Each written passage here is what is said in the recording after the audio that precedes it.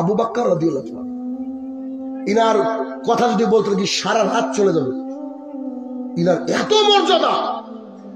10 জন আশরায়ে মুবাশশার যাদেরকে বলা হয়, 10 জন সাহাবী যারা জান্নাতের সার্টিফিকেট দুনিয়াতে পেয়েছেন, Abu Bakr is one of them. Abu Bakr তাদের মধ্যে একজন। আবু বকর মুহাম্মদ সাল্লাল্লাহু আলাইহি ওয়াসাল্লামের সবচেয়ে কাছের মানুষ। আবু বকর মুহাম্মদ সাল্লাল্লাহু আলাইহি ওয়াসাল্লামের শ্বশুর।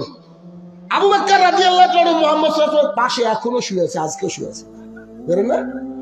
এক সাইডে আবু বকর, অপর সাইডে ওমর ইবনুল খাত্তাব রাদিয়াল্লাহু তাআলা।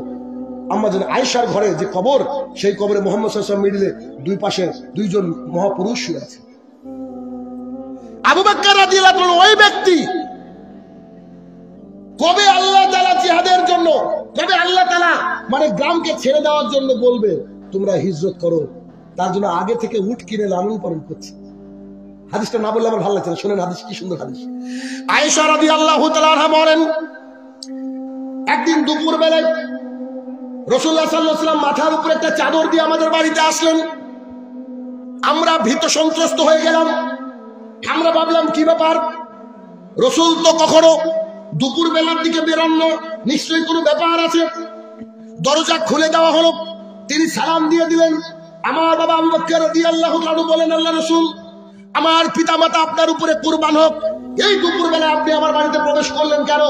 তখন মুহাম্মদ সাল্লাল্লাহু আলাইহি ওয়াসাল্লাম বলছেন, বাড়িতে যদি কেউ থাকে তাকে বের করে দাও, তোমার সাথে গোপন কথা আছে।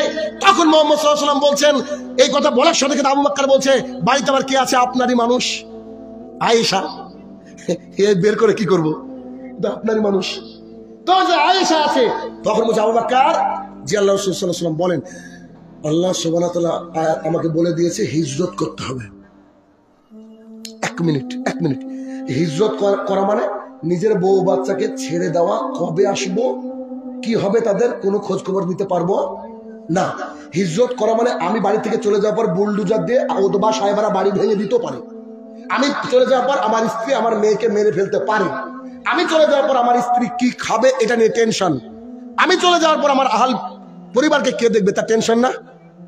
কি টেনশন না?